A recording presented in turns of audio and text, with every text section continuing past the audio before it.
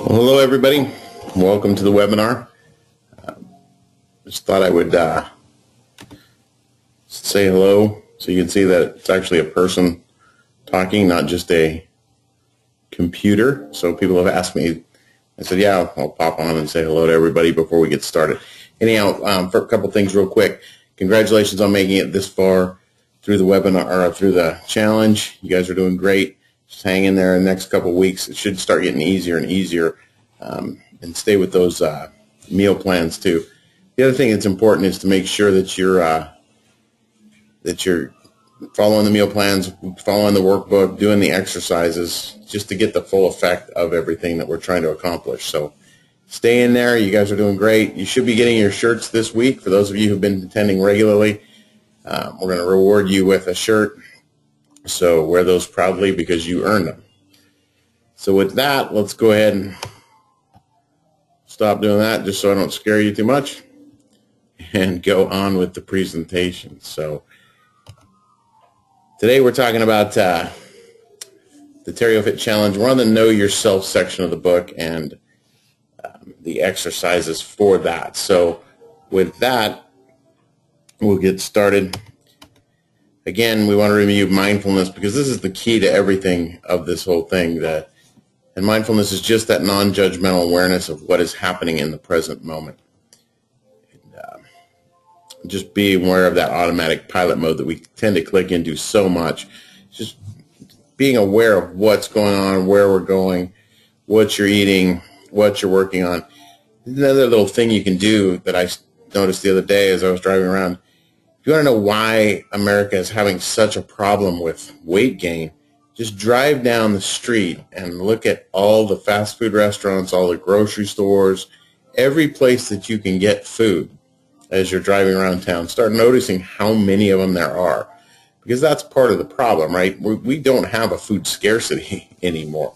So it's so readily available that it's easy to fall into that trap.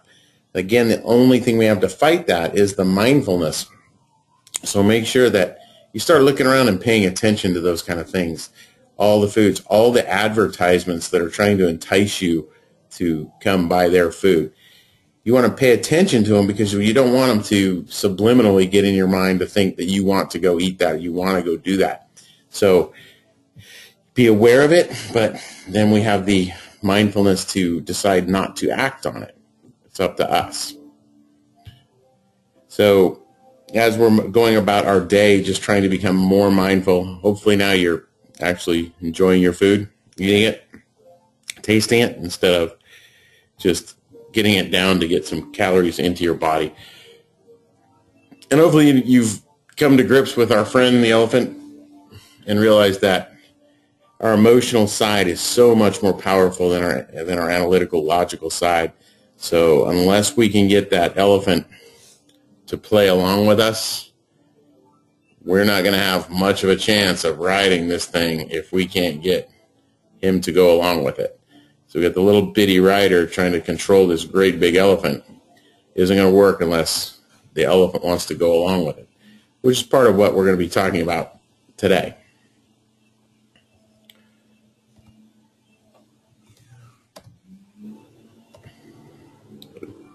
This.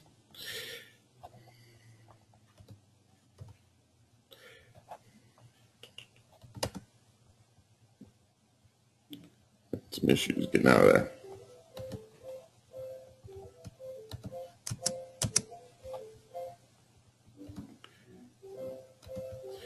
All right. So the dream exercise that we had to do last week, I know part of it was off the line, so just making sure that you get to see Walt in all of his glory. Walt Disney and his quote that all our dreams can come true if we have the courage to pursue them. So, and then we know that Walt created a whole bunch of stuff, and his legacy goes on today with new inventions all the time and new, seems like they've captured the idea of continuing to dream with their movies, with the Imagineers, they call them, instead of engineers, because they're trying to stay alive with that idea of continual innovation. So with that, last week we talked about doing a couple different exercise and listing down your dreams or how many things that you want to experience. So we had a list of up to 20. We said to start with the 20 things you want to experience. So I'm going to launch this poll really quick. How many of you came up with more than 20 things that you want to experience?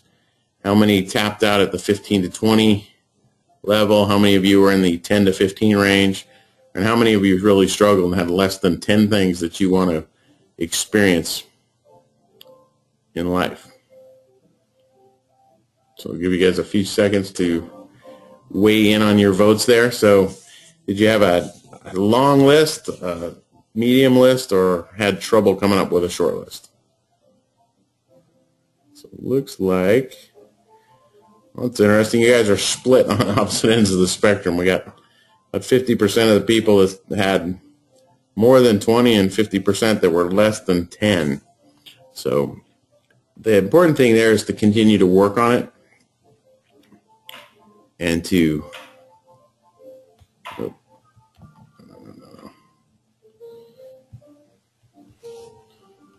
reduce this down.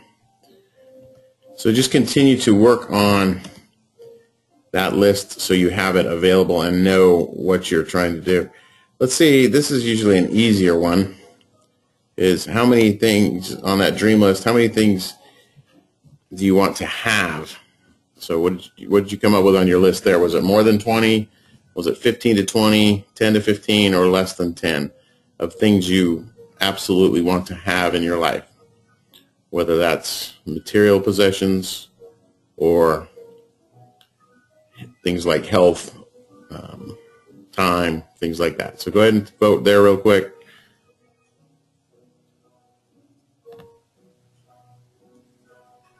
Okay, so it looks like, again, pretty split. Lots of, about 50% that got more than 20 and 50% that have the less than 10. So make sure I close out of this today so you can see my screen again. As we know, last week I messed that up and you guys were blocked off for a while. Okay, so the idea of this is, the goal is to get the elephant working together with the rider. So if we want the elephant and the rider to work together, then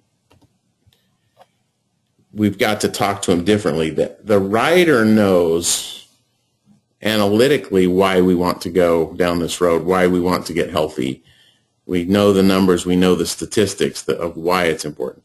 The elephant doesn't care about the numbers or statistics. It cares about the feelings. It cares about the emotions. So in order to get the elephant to go along with us, we have to tell it why we're going down this pathway.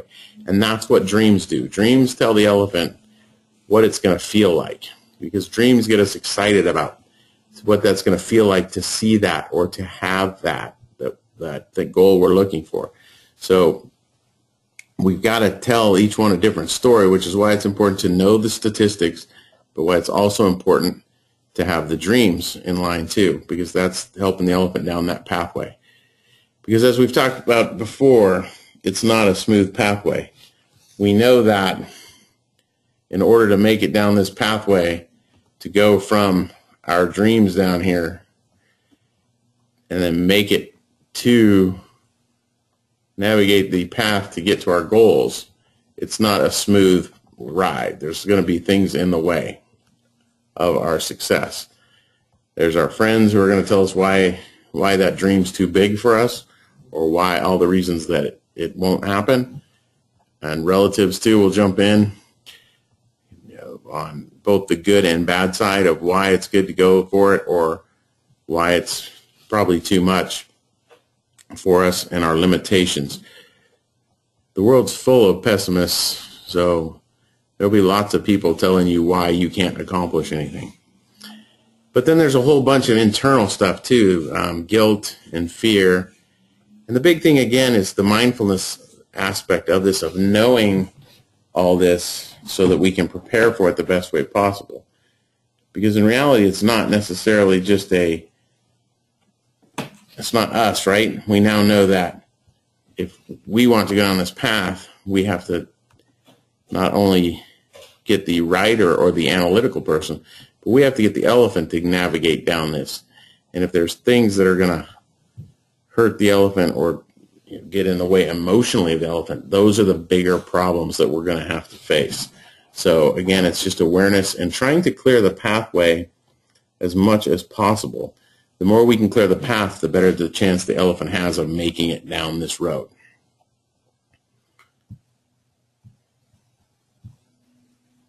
Oops, I'm going to clear off my scribbles. Okay, so the first thing we got to look at in the pathway, or things that block our pathway, are considerations. And considerations are just the self-defined reasons that our dreams won't come true. So this is the stuff we come up with. So over the years, we've been told stuff. I use this in the Mindset one too, but I think it works here well too. We put these little cogs in our mind, especially our subconscious mind, of why we can't do things, limitations we have. But it's all self-defined reasons that we are limited in what we can do. We're told you're artistic, you're not artistic. You're athletic, you're not athletic. You're good at math, you're bad at math. You're a great reader, you're a terrible reader. People, there's other stuff like people like us don't go to college. I don't know if you've seen the scene from Rudy, but where the dad is telling him when he's ready to get on the bus to go to try to get into Notre Dame, the dad tells him, Rudigers aren't made to go to college. They're made to work. So stay here and do what you're supposed to do. And I think that happens a lot more than we like to think about it, that people tell us that we are limited and that it's safer to stay where we are. So considerations are a big part of it. And in the exercise, we ask you to write down what are the 3 biggest considerations. So the self-defined reasons that your dreams won't come true. So these are things you believe about yourself that are going to block your dreams. So you should be able to come up with at least 3 of them to understand that those are the things that pop to your mind right away. Of when you think of doing something big, what's your mind start telling you about what's going to stop you from doing it? And that's when you'll see those considerations. Fears are a follow along with that. There are personal feelings about our adequacy in reaching our goals. And again, it's these stories that we've heard from the time we're little. Remember back when Christopher Columbus went to sail around the world, there was a common belief that the world was flat. And not only that it was flat, that if you sailed too far, you'd fall off the edge. And they so believed this that artists came up with renditions like this of what would happen if you did try to go outside. What that was just a control mechanism, right? I mean, the world was never flat, and yet we created images of what the end of the world looked like. So that's the same thing that happens to us. We start getting these feelings as we go up, and our fears are really just those, how adequate do we think we are in reaching our goal? Now, there's times where we have to be aware that we're not ready to go on a journey. We have to get more education. You can't just go and decide, hey, I'm going to be a doctor tomorrow. You have to go through all the schooling. You have to go through all the training. There's times when, we got to live through those times of going to college or going through a trade school or working our way up the ladder to get where we want to get. That's different than this. This is just how do we feel, how adequate do we feel about our ability to reach our goals. So again, in the book, we talk about coming up with your top 3 fears, or this is your top 3 feelings about being inadequate to reach your goals, things that pop up in your mind that say you're not going to be able to go and do this. And then there's roadblocks. Roadblocks are just things that will trip you up along the way, or just obstacles to overcome. And this is more external. This is anything outside. So the first 2, considerations and fears, are inside of us. It's what we think about our abilities. Roadblocks are things outside of us that could pop up and get in the way. It could be lack of education or something you need to overcome there. It could be a situation you have to get out of before you can move on to your dreams. But this is a picture out of the book where we just replicated. We put the elephant in there and looking at its goal of making it to the castle or our dreams. and then everything that stands in between there of fears, lack of knowledge, and everything that scares us away from pursuing our goals. So again, external things, the ones that you can look at, these are a little harder to see, but if you can just think through, when you set a goal, look out ahead and say, what are the things that are going to get in my way? Is it my boss? Is it somebody else, a family member, a friend, somebody that's going to block me from having the success that I want to have? So why is it important? Because doing this exercise and following all the way through it is vital, because you got to understand the why behind why you're at this point in your life. Wherever we're at, life is a journey, and we need to understand, how did we get to where we are right now? And then from there, how do we get to the next step? There's a famous quote from Tiger Woods that the swing that got me here won't get me to the next level. So it's that constant, how do we improve? Well, the only way you can improve is have an understanding of where you're currently at. And then you can work on those things that we need to work on to move us to that next level.